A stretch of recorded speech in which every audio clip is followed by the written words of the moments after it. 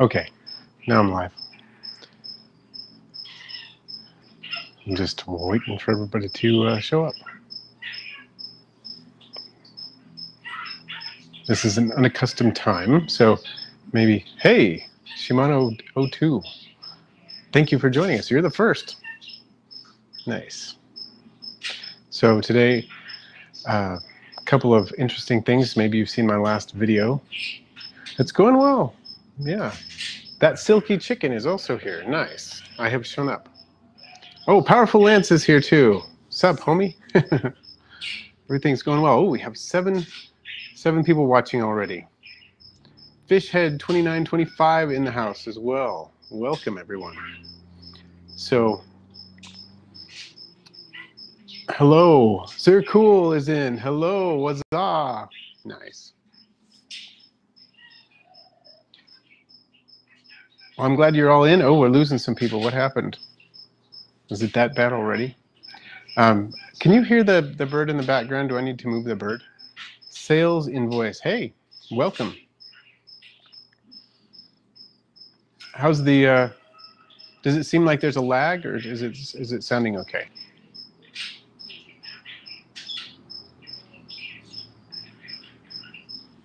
And I'm wondering about the bird in the background. Okay. Oh, Powerful Lens says the bird's fine, adds ambiance. That silky chicken. Do you ever think about an Aquarimax Discord? What is that? I'm not sure what it is. It sounds interesting, but I guess I haven't thought of it because I'm not sure what it is. Well, I'm working on a couple of projects. I'll just kind of explain for just a minute. One, you saw the new Isopods I got. I'm actually going to be doing a lot more with Isopods soon. Oh, Is Instant Live says, hey there, first time live stream viewer, love your videos. Oh, thank you. Glad to hear it. I'm going to make sure that chat is enabled so I can see everything. There, now we're cooking. Good. So if nobody minds the bird, I'll leave the bird in the room. Oh, that silky chicken says online chat thing, it's like a permanent live stream chat. Maybe I should look into that. That could be interesting. Yeah, I haven't done that before. So let's see. I've been feeding my my multis a lot of Daphnia and a lot of scuds lately, and they're producing a lot of babies. I can see that there's a difference from when I started doing that. I have 3 separate pairs that are producing babies right now, so that's kind of fun. Powerful Lens says Discord is mainly a video game thing. But apparently you can use it for chatting while you're doing other things. Is that the idea? Like you're playing a video game on one console and then you're using your phone to chat at the same time? Is that how that works? Powerful Lens says, did you give up on the podcast? Well, not entirely.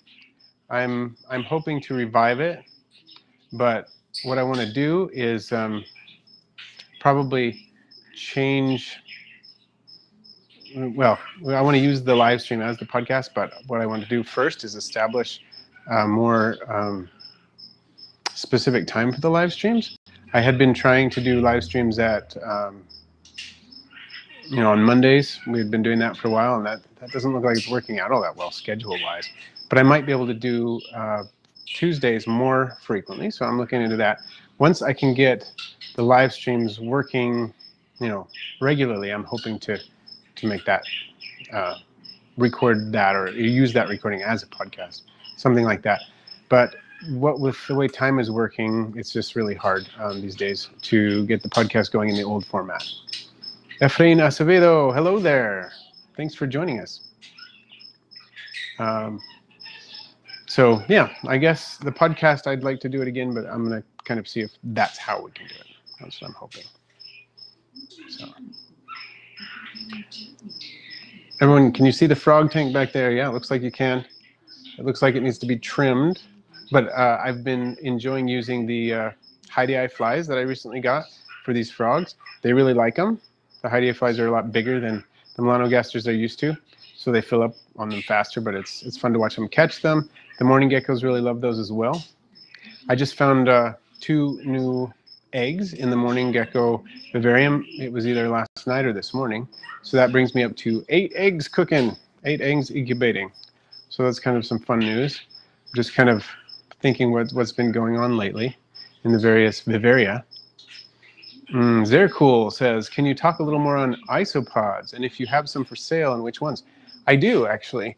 I have some for sale.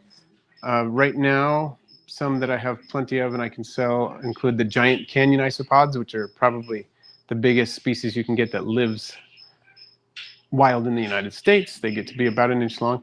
There might be a couple others that are rivals for them, but giant canyon isopods are pretty big. Oh, Powerful Ant says the interviews on the podcast were interesting, especially the British hippie lady.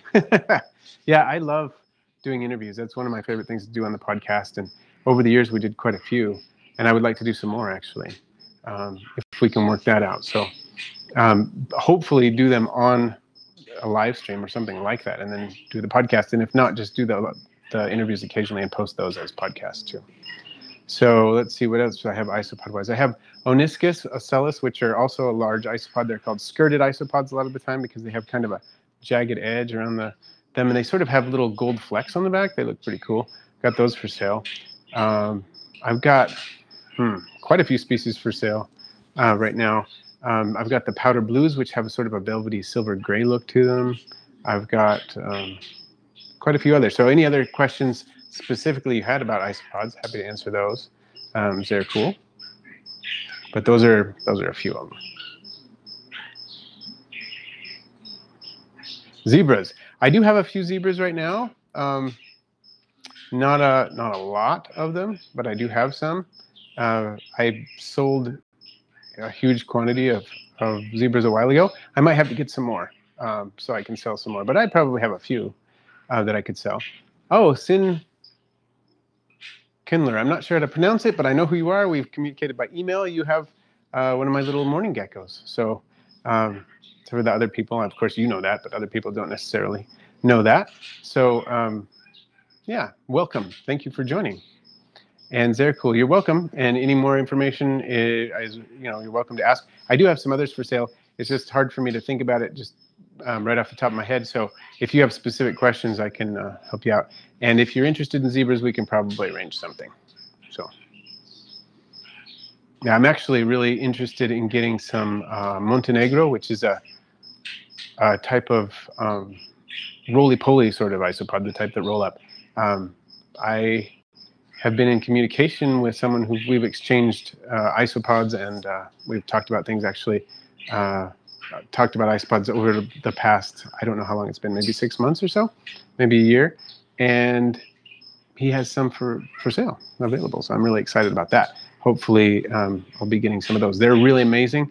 They are they have a red skirt around their edges, so they're pretty brightly colored, and they have white and yellow spots, so they're very, very interestingly colored.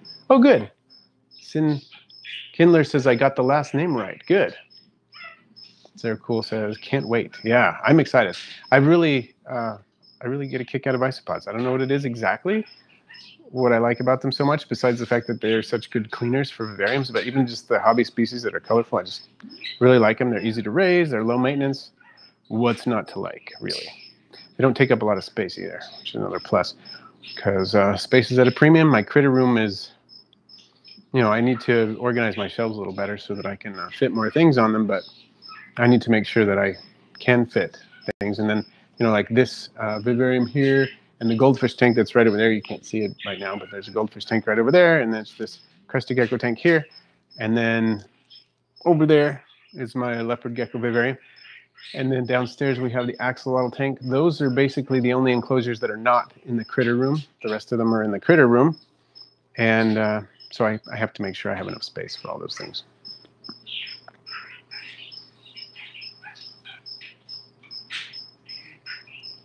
Can anyone actually tell what the bird is saying? He's speaking in English once in a while, throwing some English words to mix in with what he's saying. I just don't know if it comes in clearly or not. One of his favorite things to say is budgie, because he is a budgie, so that's what he's talking about a lot. Yeah.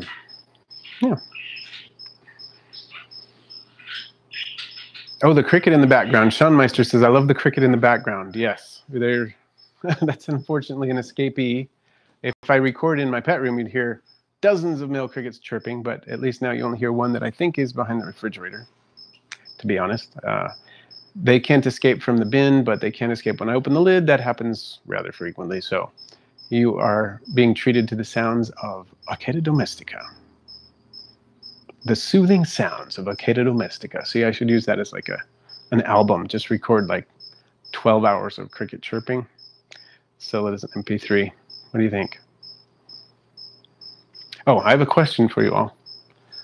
Sean Meister says, one of my personal favorite sounds. Yeah, I like cricket chirps. My favorite is the snowy tree cricket. I may have mentioned that before. They're very, very musical. I like those a lot. And we get those around here in the summer. I don't think I've heard any for a little while. It's been quite a bit colder here. It was down 33 degrees Fahrenheit this morning. Katydids are nice too, Sean Meister says, yeah. Oh, CIN Kindler likes cricket sounds too. Cricket sounds are my favorite. Yeah, they're a lot of fun. Sean Meister says, I got down to 20 degrees Fahrenheit last night. Whoa, that surpasses where we are. We haven't had a hard frost yet, so our tomato plants are still doing okay. But yeah, we'll see how it goes. I'm glad it hasn't been down to 20 where we are. And what was I going to say? Oh, yeah. Yeah, no more tomatoes, definitely. Jazz Crazy Obsessions says, whereabouts do you live? I'm in the States by Salt Lake City. Actually, I'm not very far away from Salt Lake City. I'm about half an hour drive north of that. So, in Layton, actually. So, it's, we're practically neighbors if you're by Salt Lake City. I actually commute to Salt Lake City every day on the bus. It takes me about an hour, or a little over an hour on the bus to get there. So, yeah, that's when I do most of my video editing, when I'm on the bus, actually. I can edit everything on my iPad, almost everything. So that's generally what I do. So Jazz Crazy Obsession says, I just died a little bit. Now, why is that? I'm curious. Does it have to do with our proximity? Oh, I gotta mention something. Sean Meister. Oh, so what is the question you have for us? Sorry, it's really easy for me to get distracted on these live streams, which is fun. But yeah, this is the question. I'm thinking of doing an Aquarimax giveaway for the 5,000 subscribers, which are coming up.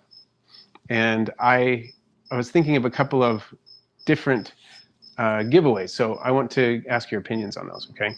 So Powerful Net says, good use of commute time, definitely. And Gator Tracks Aquatics has finally made a stream. Yes, thank you. Thank you for joining us. Glad you're here.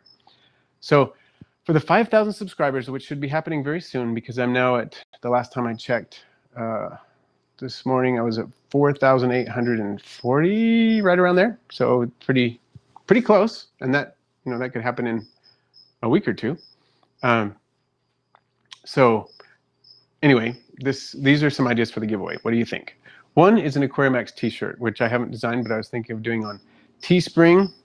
And I kind of wanted to do it in the Aquarimax colors that I use on the thumbnails and that I used on the podcast. Kind of a lighter blue color with red lettering. Thinking of doing that. And I want to have the word Aquarimax on it, obviously, but I'm thinking of some other ideas. And one idea is to put Aquarimax at the top, and then under it, I would put aquarium and Bavarian pets, and then something like from axolotls to zebra pillbugs, and have a picture of an axolotl and a picture of a zebra pillbug. So that's one idea. But anyway, t-shirt ideas, I'm interested in those. Another idea I was thinking of doing for the giveaway, and maybe what I'll do is do like 3 random drawings from people who comment or something, and just give away all these prizes. But one would be the t-shirt. One would be both of my ebooks. This Aquarimax Guide to 7 Easy Live Foods, and the other one would be my Roly Poly Pets book, which is about isopods. And then finally would be, if for those in the continental United States who could actually get them and receive them, would be like an assortment of live food cultures. Like choose 3 live foods of, of the ones that you can keep, or the ones you're interested in that are legal to get to you, and then I would pack those up and send them to you. So there you go. Now, Jazz Crazy Obsession said, I would love for your help with a bioactive setup for ball python. Mainly help with lighting. Is there a way I could talk about? Yeah, you can email me, and we could get communicating about that. You can start out, just go to the, well, I can probably tell you on this. I can't really type it out because that causes problems. What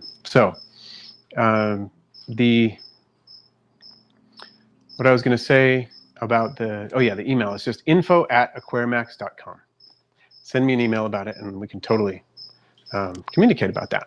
That would be fun. So, all right. So Powerful Lint says, how about stickers? Kind of like Joey's stickers. Oh, yeah. Yeah, I might do something like that. I could do that with Teespring for sure. I like that idea. That's good. And then Sean says, I like the t-shirt idea, honestly. Good. Good. I was hoping that that would be of interest to people. And what I might do is say, just like draw out 3 people and then say, these are your choices. You can choose the live foods, you can choose the t-shirt, or you can choose the books. Something like that. And, okay.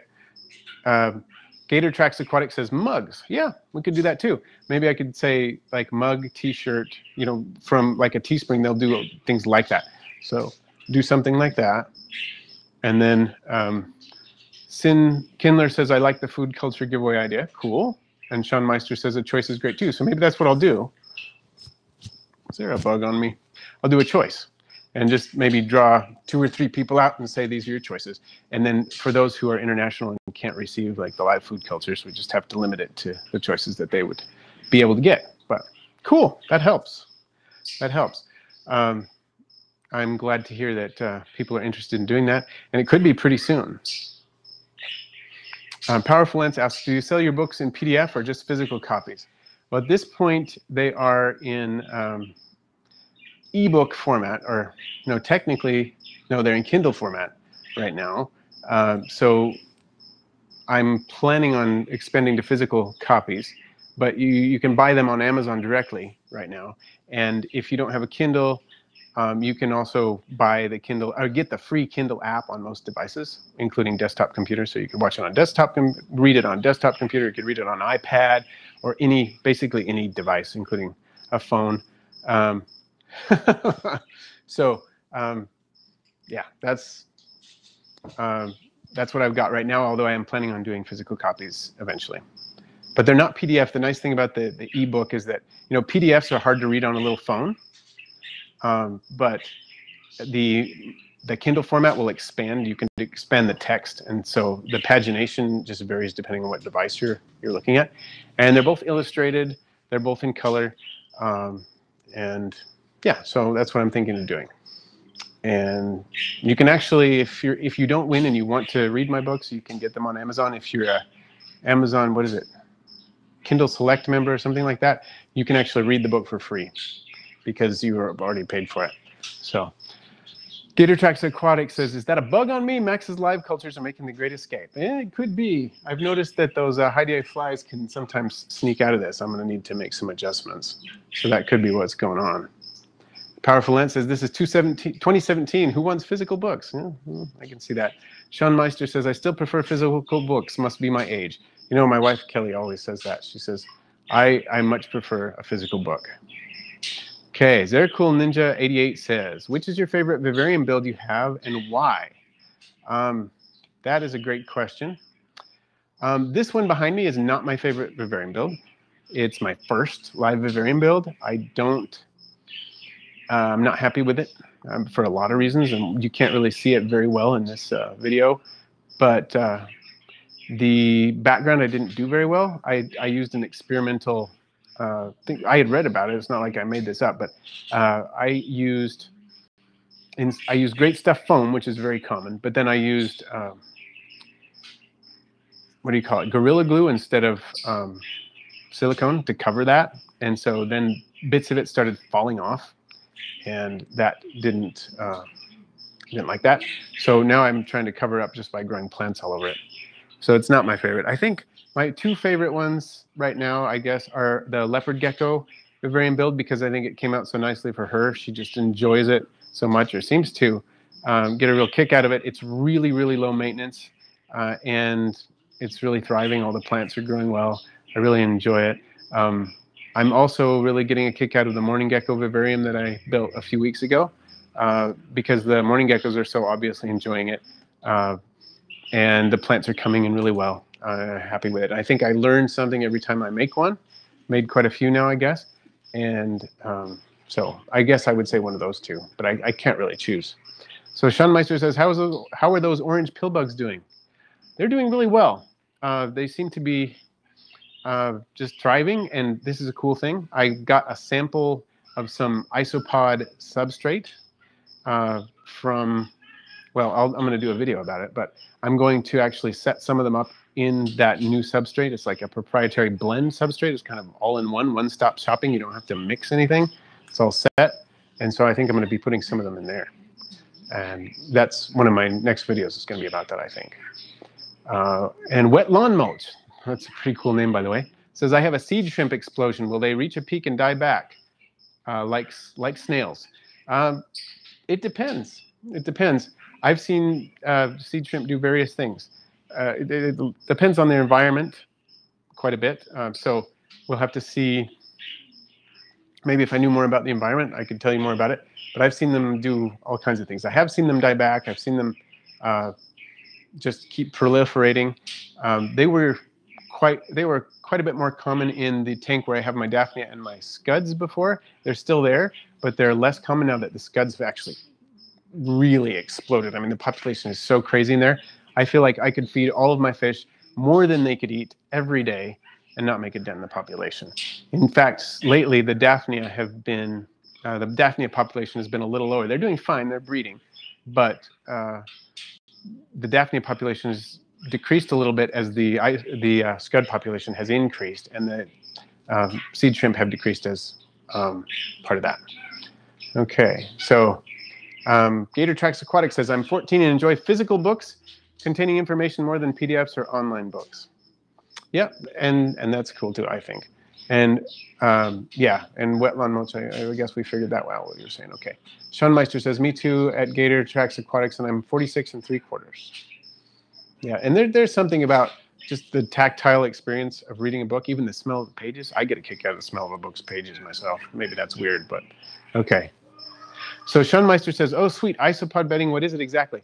It's a mixture of a lot of things. I remember it has ground leaves and decayed wood in it, and it's got some clay and some sand in it. It's got a lot of things in there. So when I do the video, I'll like read out the label, because I got it in the mail just this past week.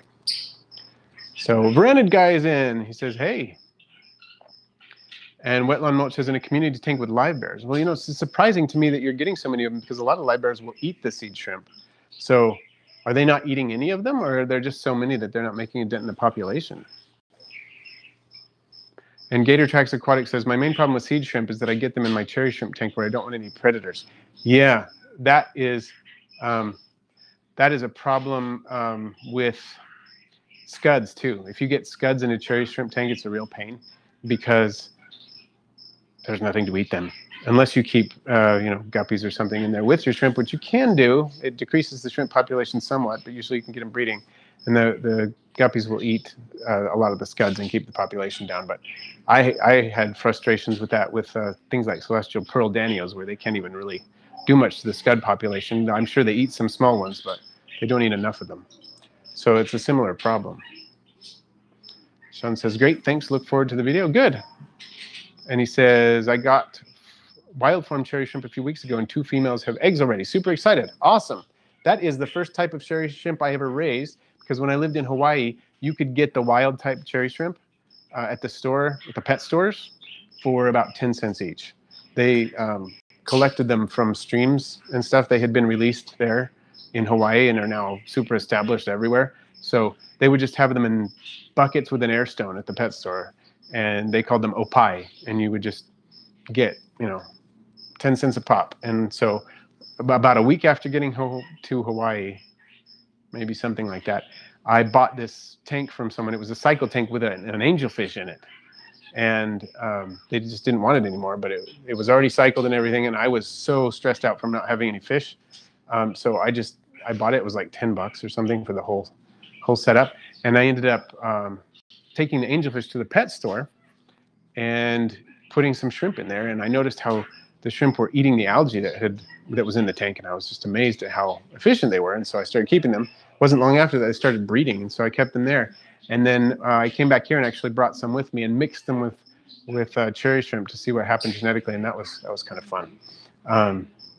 So I'm excited for you too. They're a lot of fun. I just love shrimp. Right now, the only shrimp I have are my Opaiula Hawaiian shrimp, but every time I see a female, buried female, it's just fun. I love it. It never gets old. So shrimp are fun. And then, okay. CIN Kindler says, I'm back. I had to go get a new ute case from the UPS truck. Cool. Welcome back. So you play the ukulele? Is that what I'm seeing here? Gator Tracks Aquatics says the main thing is they just envelop the pellets and algae on the wall and in the tank. Ah, okay. Yeah. So right now they have unlimited food. And if they're not being eaten enough, they're going to go crazy. Yeah. Is there anything you can put in there that would make a dent in them? I'm not sure. Sean Meister says, what are your thoughts on their preferred temps? You know, they're really pretty adaptable temperature-wise. I've heard of people keeping them in tanks where there's actually ice on the top of the tank, not like frozen, you know, really deep or anything, but a little thin film of ice on the top of the tank, and people keeping them outside in the summer where it's in the 90s in the water and doing fine. I would say I wouldn't, those are not preferred temps, well, of course, but I would say I think it's nice to keep them cool. I was listening to a podcast not too long ago that was talking, I think it was an aquarium co-op podcast. It was talking about how the temperature of, I think they were saying like a cooler temperatures are good because you can speed them up. Maybe it was with L.R. Bretz, who's a big shrimp guy. And they said you can keep them at warmer temperatures and they'll grow faster. But if you want them to, you know, like maximum health and kind of keep them from going too quickly and going through their life cycle too quickly, just lower room temps, like in the lower 70s, is good. So Wet Lawn Mulch says, I wasn't sure if the mollies were eating them in the tank suffered from the shimmies, and that's when I first noticed the seed shrimp, and now they have exploded. Yeah. So sounds like something environmentally changed, and it may be related to the shimmies. It may not. I don't know. That's interesting. Well, if you ever actually see the mollies eating, that would be interesting to know if they're actually doing it or not. That might help us figure something out. So Zare Cool says, for me, oh, hold on, I lost it. It's coming back. For me, that's a beginner. What would you recommend to start out with for a Bavarian build? A 10-gallon or 55-gallon tall? I have 2 empty tanks, but want to get into the Bavarian hobby. Well, I'll tell you what. From one standpoint, I would say a 10-gallon is nice because if you mess up, you haven't lost very much because it's not that expensive to get another 10-gallon. Because I feel like, you know, I messed up with this one behind me. But so you're not out much if you mess up at 10. But at the same time, there are a lot of different things you need to get for it. So a 10-gallon Bavarian build is actually kind of expensive. But of course, not as much so as a 55-gallon. The nice thing about a 55-gallon is you have so much space and so much choice about what you want to put in it. I feel like this one, I think when I replace this one, which I'm going to do eventually, I'm going to do at least a 29-gallon because I feel like there's barely any footprint in there, and putting all the plants in that I wanted to put, there's no way I could even get close to doing that. And so from that standpoint, I would recommend the larger one. So if you have, you know, the budget to be able to go ahead and do a big one, and you're not too worried about, you know, making a possible mistake and about it not looking perfect, I'd go with the big one because you just have more space. And the design elements that you can play with when you have more space, I think that's a big plus. So if I were you, that's what I would do. Go with the 55 if you feel like you have the budget for it. So Sean Meister says, mine seem to be doing great at around 70 to 72. So yeah, the low room temperatures. And that's, I've had them breed like crazy at that temperature. And he says, thanks, Aquarimax. I agree with the cooler temperatures. Cool. Gator Tracks Aquatics says, I like keeping tubs outside except for when the pollen comes in the spring and you have very few options. Yeah, you get a bunch of pollen. There's not much you can do about that at certain seasons. But, you know, I want to do more with tubs outside. I've kept Daphne outside for years. I have a couple of buckets out there. I really want to do a tub One thing I want to do with my goldfish, I've thought about doing a tub for my goldfish, like a 100-gallon tub, and just making it a pond. Our neighbors have a 100-gallon tub that's half sunk into the ground, and then they have paving stones surrounding it. It looks pretty cool. And then they've got another tub that kind of drains down into it as part of the filter. It looks pretty cool. They've got a few koi in there. I don't think I'd put koi in a 100-gallon tub myself, because there's not very many you can put in there, considering that the koi get almost big enough. They can almost stretch from one end of the tub to the other. So I personally wouldn't do that, but I think it's a cool tub, and I think it would work well here. I've thought about that partly because our goldfish tank is pretty small. 37-gallon goldfish tank is really small. We both have, they're single-tailed goldfish, both of them. They don't really fit in there. I mean, they do fine. I do big water changes, 60 to 80% water changes every week. And I've got, it's over-filtered. So the water quality is good, but I feel like it's not big enough. And I've had people complain about, your tank is too small, and it is. But I'm really trying to take good care of them. And they're doing fine, but I would really like a larger tank, but I don't know how much of a bigger tank I could fit in the house, honestly. So maybe a 100-gallon tub would be a better idea. And I could keep them out all winter. Our neighbors do it with their koi, and it works fine. So we know our climate is amenable to that. Sean Meister says, be right back, I have chickens to put in. And Powerful Lent says, opinion, would you put a small bleaker eye cichlid with a betta to grow it out for a bit? I impulse bought it a couple of weeks ago, and it's too small to join the frontosa colony yet. I have a 6-gallon with one betta. I don't know if I should risk the $40 bleaker eye. I wouldn't, because bettas can be tricky with that kind of stuff. You never know what you're going to get. Maybe you have a really gentle betta. I've had a few really gentle bettas before, but I've also had ones that were so vicious they wouldn't even let snails live in their tank.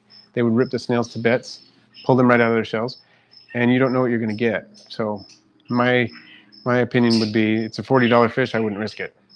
Just like I think you're thinking the same thing. Gator Tax Aquatics says, I've found with tubs and breeding fish to make sure that you have a pump. Yeah. And that sounds like a good idea. I think I would agree with you there. Even though some people have good luck without the pump, I think it's good to maintain the temperature because you're getting the circulation of the water going up and down. And Gator Tax Aquatics is finishing the thought. A pump that has tiny holes. You mean like it's not going to suck the fish up? Yeah, I think if I were going to use, I was thinking more of an air pump and using like a sponge filter. But if you're using, another type of pump, you'd need to put like a pre-filter probably on it, like a sponge. That's, I think, what you're probably saying, is it? And then, let's see, we've got another couple of comments here. You know much about peacock gudgeons, Varenid Guy says. If so, would you say they would be compatible with German blue rams?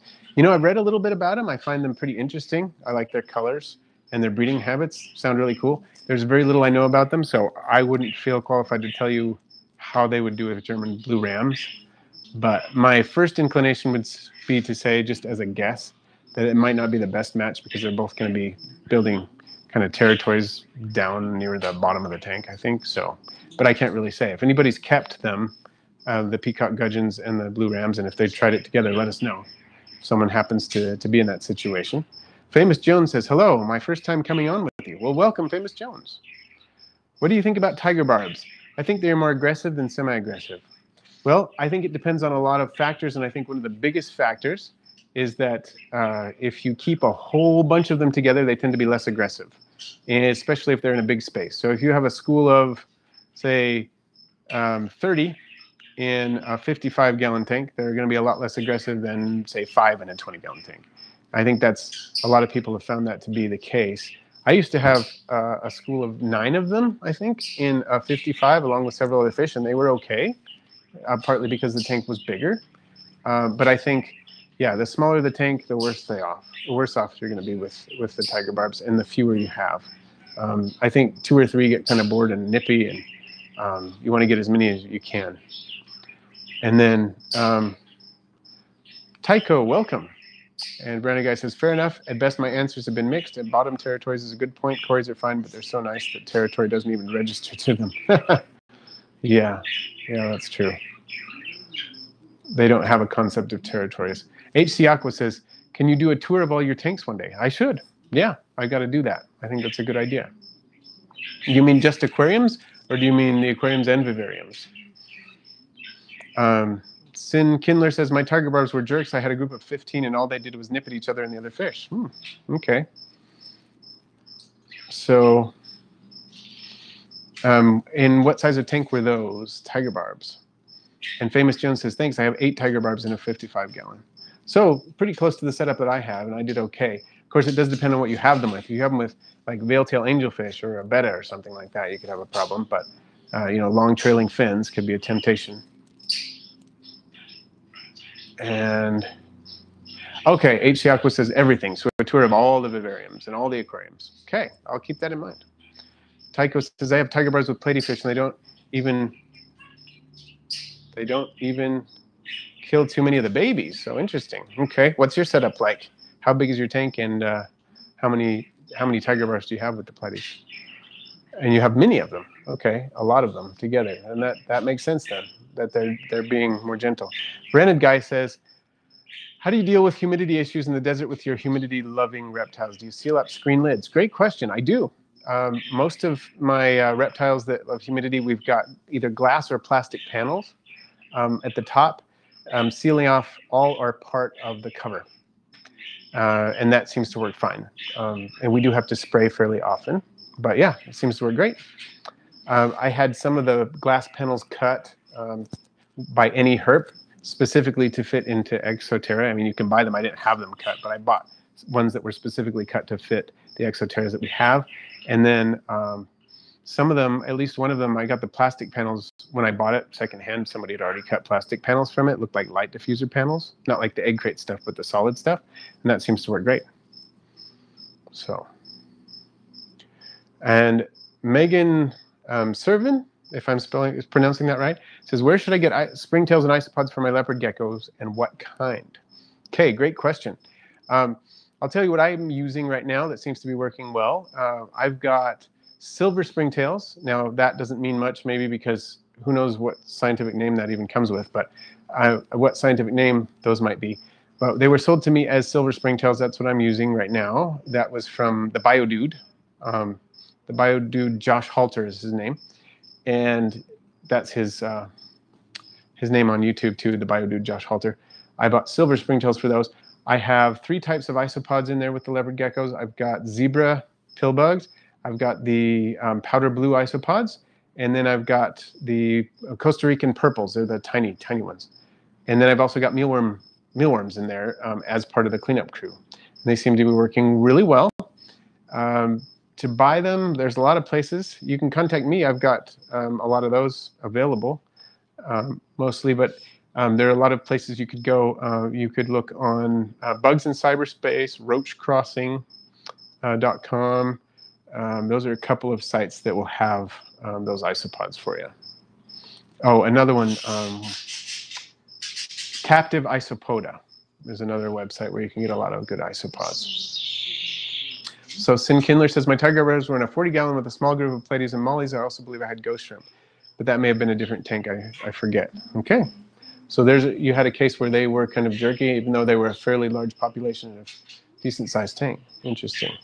So Rented Guy says, do they have a cutout for heat and or UVB lamps? Okay. Well, all of my humidity-loving geckos do fine at ambient room temperature, so I don't have any heat lamps for them at all. I have used UVB lamps for them in the past. I'm currently not doing it, and I frankly don't notice a difference. I do give them vitamin D3 as a supplement, so they probably don't need it. It would probably benefit them.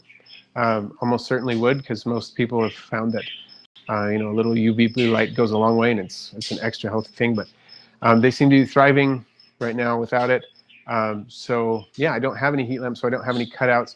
But what I do have is, depending on the setup, like this setup right here has got compact fluorescence over the screen, and then the glass is over the front part of it. So half of it's covered with glass, half of it is covered with screen.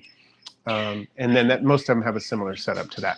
Like this one, the frogs, is all over glass. There's no cutout. But in the back, there's a little space, about 1 inch in the back, that is covered with screen. But the glass goes almost all the way over. Okay, so hopefully that helps. And Famous Jones says, I like the partial aquascape on your left. On your left, what type of plants do you have in that type of aquarium? Is this my left? This is my left. Okay. Yeah, this is a crested gecko, Bavarian, and we've got creeping fig. Like 90% of the plants in there are creeping fig. And then we've just the normal variety. And then we've got some oak leaf creeping fig and some Tradescantia. And then let's see what else is in there. And then there's some philodendron in there as well. And I think there's there's a little bit of hare's foot fern or rabbit's foot fern that's not doing all that well anymore. So it means I need to cut back the creeping fig so it can get more light, I think. And then Gator Tracks Aquatics says, also when changing water in a tub, remember that for a vacuum to work, it has to be below the water level. So you'll probably need another pump. Good point. Yeah, it's always hard to deal with gravity-fed water changes if you don't have gravity on your side. So yeah, very good point. Megan Servin says, where's the cheapest place to buy a cleanup crew? Well, depending on what you're getting, you can usually get the powder blues and the Costa Rican purples for pretty cheaply, about $5 to $7 for starter culture. And I would recommend, not paying much more than that. And I think Bugs and Cyberspace, Roach Crossing, you can get prices like that, or from me, prices about like that. So I think they tend to be fairly standard. If you're paying more than $5 for some of the more basic isopods, like the dwarf whites or the Costa Rican purples, you're probably paying too much, in my opinion. And that's for about 25 individuals. And then for the larger isopods like the powder blues, you're going to get fewer individuals, probably 10 to 12 maybe for $7 or so, something like that. And then you should be able to get Springtails for about $5 to $7 per starter culture as well. Welcome back, Sean Meister. And Megan Servin says, do you have any heat source at all for your crested geckos, and what's their maximum temps? I don't have any heat sources for them. I mean, the lights on there are going to provide a small amount of incidental heat, but they're complex fluorescents and LEDs on most of these tanks. Either complex fluorescents or LEDs, or in this case, both, but those are frogs anyway. Yeah, no heat source other than that. And the maximum and minimum temps, I would say you don't want them to go over 85. They can survive that, but it's not really safe. It stresses them out. So we try to keep the temps in summer from going over 85, which isn't much of a problem. It seems to work fine with our swamp cooler. Keeps the house cool enough. And minimum temperatures for adults, they can go down and dip down into the 50s Fahrenheit without any problems at night. You wouldn't want to keep them with those temperatures constantly, but as long as they go down, to the night and then go back up, it's fine. But that's not usually a problem. Any, main ambient house temperatures tend to be fine. So it's ideal, I would say, to keep them anywhere from high 60s to high 70s. They're going to be a lot more active in the higher end of that range. But, if you're there at like 76, 78, they're happy as clams. And then again, a nighttime drop is fine. So Gator Tracks Aquatics says, do you have any experience with buying from Josh's Frogs? If so, were you happy with your experience? Yeah. I haven't bought frogs from them specifically, but I have bought supplies from them. I bought, quite a few fruit fly culture supplies from them, and I never had a problem with them. I thought they were good. They were good to work with. I didn't have any issues with shipping or anything like that. Prices were good. So though I haven't bought any livestock from them because I already had my flies, it was just fly media, fly culture cups, that kind of stuff. I haven't purchased from them in a while, but it went well. Okay, and that was the last time I purchased from them. I don't know. I think it's probably a couple of years ago. Branded Guy says, those lids would be a great option for me. Thank you for telling me about them. You're welcome. I want to keep crested geckos, but I've always been paranoid about the humidity. Yeah, just putting that cover on over the screen. The screen is eventually going to rust, but it'll probably do that anyway, eventually. So that's just something to keep in mind. But putting the glass cover over there does keep the humidity fine, even in a dry place like this, so, or where you are. So let's see. Tyco says, I don't put tiger barbs in a large group. They tend to harass each other. Interesting. I had 3 green ones in a 100-liter tank and one in a 60-liter tank, both with platies. And they seem to be fine, huh? Interesting. That seems to be against to against what a lot of people are saying, but that's good. That's good. I love to hear that. A lot of people are afraid to say, say what goes against what everyone else is saying. But I think it's great that you're saying that, because it's showing that that general rule that a lot of people hear and doesn't mean it doesn't work all the time. So you're getting a different experience with lower numbers of tiger barbs. So that's good to hear. CIN Kindler says, I was trying to do homework last night and the morning gecko was chirping. Distracted me so much I ended up having to finish my paper this morning. She sure is adorable. Well, that's good to hear. That's good to hear. And I'm glad the little one is doing well. And we're going to get you set up with another one soon, as soon as we can. Gator Aquatics says, I've been considering buying a few cultures from them. Well, hopefully you'll have an experience like I have. I found it was good, so hopefully that's what you find as well. Zercool says, if wood lights get out of the enclosure, do they attack the wood furniture? Good question. They don't generally survive very long in the house, most of them. Some of them are more tolerant to dryness, but I've never had a problem with them going after the furniture. They really only go after rotted wood that's already softened, so furniture is not really an issue, fortunately. Let's see. Mr. Spudbud, hello. Welcome. William Russell says, really missed the podcast. Any chance of posting your live streams? Your podcast is how I found y'all. We are going to try. Once we get the podcast or the live stream established, like on a specific night, so that we can, make sure that it's going strong, I think that's what we'll do. We're going to start getting the podcast going again by posting the live streams. And Megan Servant says, I live in New York. Could I go outside and get isopods and shove them in my leopard gecko terrarium? You could, and if you do that, I would recommend trying the Armadillidium vulgare, which are the common pill bugs, the ones that roll up, because they're somewhat resistant to dryness. So you could try that. But honestly, a lot of people recommend this, and I would probably do too, is keep the pill bugs separate in a separate culture for a while until they breed, and then put the babies in, because the adults could have been exposed to pesticides or have accumulated heavy metals and things like that. And if your leopard gecko decided to eat them, then that would be a bad thing. So if by breeding some babies in a healthier environment, you're less likely to have problems with that. And also, hopefully, any parasites they might be carrying after a couple of generations, you won't have as much of a problem with them. So I'm not sure how that really helps with some parasites. But anyway, that's the common wisdom on that with isopods, is to culture them separately under controlled conditions for a while to try to eliminate some of those issues. But then, to be honest, I've heard a lot of people who just do it. They just toss some in, and then it's okay. As long as they have a lot of leaf litter, that I don't really see our gecko going after the isopods. But then again, I haven't seen a lot of isopods recently in there, so that could be something to think about. MD Serpent says, I'm going to make a vivarium for my super dwarf reticulated python. Any recommendations? Are you going to go bioactive? I hope so. If you do, I've got some recommendations for you for isopods, and some of the tropical isopods would probably be good in that one.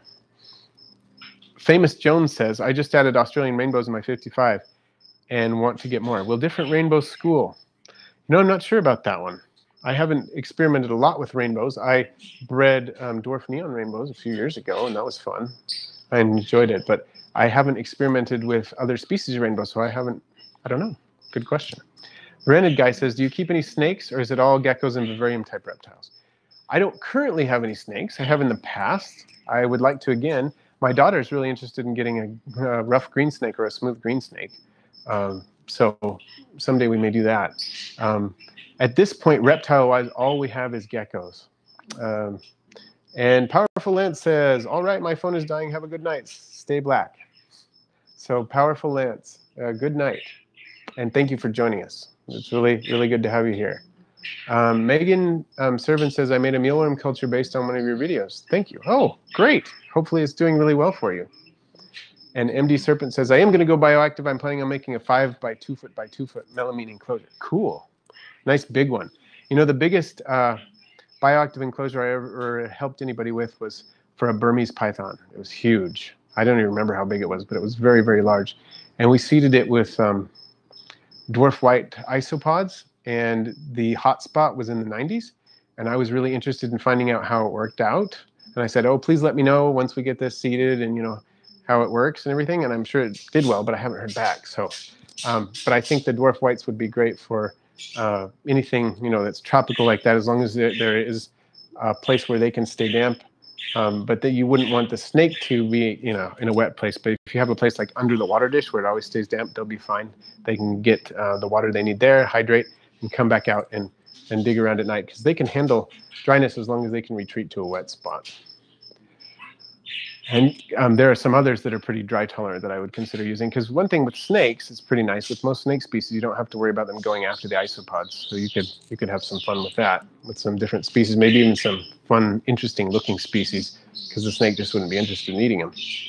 So Gator Tracks Aquatics says, I'm considering putting gold barbs in my 75-gallon tank with Pracock's dwarf neon rainbows. Will this work out? And if so, how many to keep?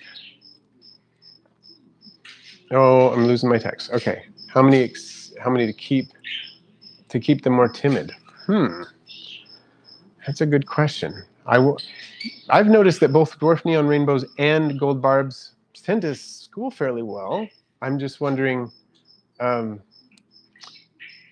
if putting them both together would mess up the schooling behavior. If they would like interfere with each other. I'm not sure. That can happen. But I would, if you want to keep them more timid and not going too crazy, I'd just try like a school of like 6 or so, and not go much over that. Gator Tracks Aquatics also said, I've heard 10 does the trick, but I know you have experience with them.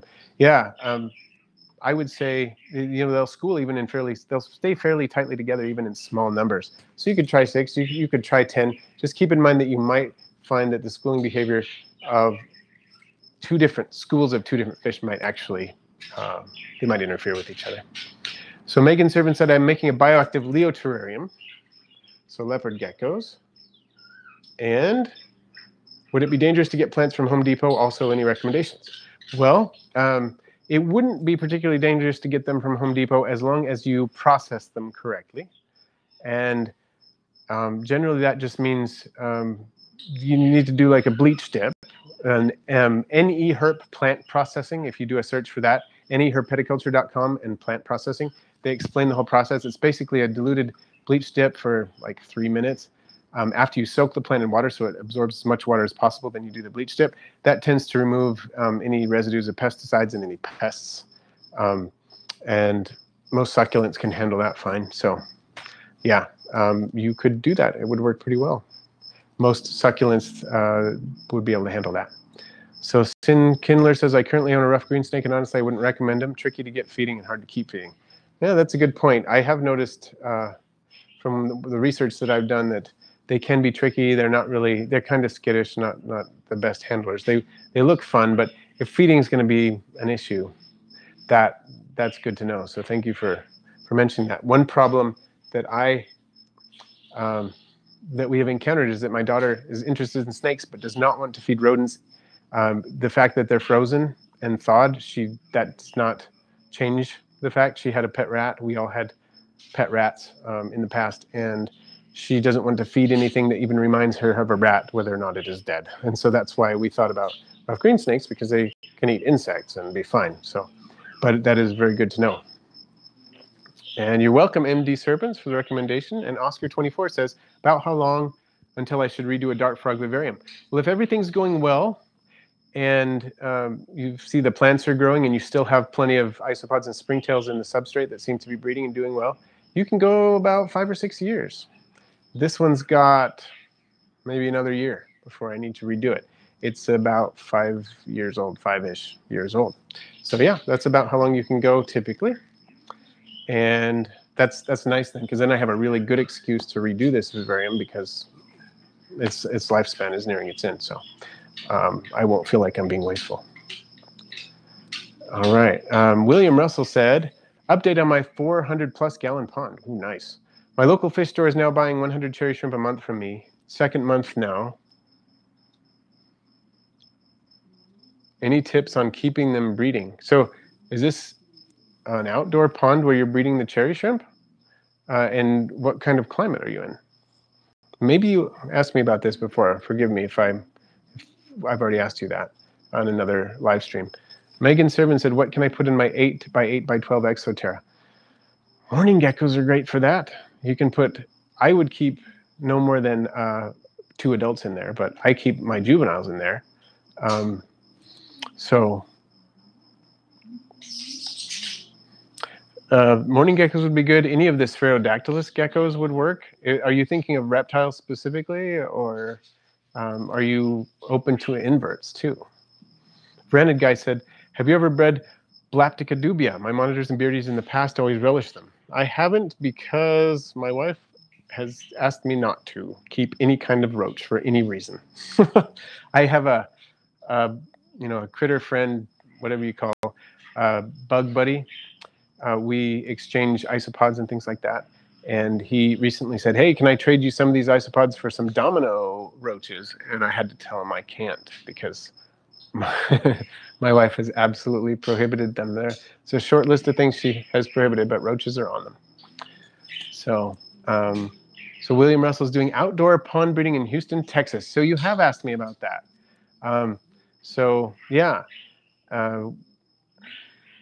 You have asked me about that before, and I had forgotten that you were in Houston. Well, I think you have a pretty good chance that they could do well all year. Do you have it insulated? Do you have a way to put like a greenhouse cover over it when it gets cold outside? Like some of that polycarbonate greenhouse stuff that would help keep it a little warm? Or are you thinking about doing heaters? I mean, LR Brett's has tanks outside in Indiana with tropical fish in them, well, ponds, with tropical fish in them all year round, and he has heaters in them tanks, and he covers them with something like that, greenhouse cover stuff. And even when it's like really, really, really frigid, well below freezing outside, his fish are fine as long as he has those covers on them. They seem to do well most of the time. So it would be interesting to see if you could get something like that going. So Megan says, reptiles only. I would then look at the spherodactylus geckos as well as morning geckos. Those are some ideas. Spherodactylus geckos, you could get a pair in a tank like that and they would be perfectly happy. They tend to have very, very small territories. And if you're interested in learning more about sources for those, I can help you out. I don't have any, but I at least know of a source. So if you're interested, you can contact me about that. And CIN Kindler says, gonna have to head out. Gotta finish dyeing my hair since I've been procrastinating for a couple hours. Well, thank you for joining us. Thank you so much. We really appreciate it. And happy dyeing. I actually dye my wife's hair. She has me do it. So I've learned how to do that. It's kind of a fun process, but it does take a while. So I totally understand if you gotta go. And Branded Guy says, ooh, that's fair enough. Roaches are kind of gross to most people. Yeah. You know, when I worked at the zoo, I worked with Madagascar hissing cockroaches. Totally fine with them. Totally comfortable with those. I must admit that the big roaches we would encounter in Hawaii did gross me out a bit. And I also freely admit that if I had the chance to do so, I would experiment with breeding some roaches because they're so much easier than crickets. And I just don't do it because my wife asks me not to, and I'd rather have her happy than breed roaches. And CIN Kindler says, may return in a bit if the stream is still going. Well, thank you. I appreciate that. I don't know that we're going to be going a whole lot longer, but feel free to check in and see if we are. William Russell says, I was thinking about 3 300-watt heaters, but I'll look into a cover. Thanks for the good idea. Good. I do hope it helps. And maybe you might do a combination of both. That could be good. And Megan Servant says, thanks so much. Keep on going. Great vids. Thank you. Really appreciate it.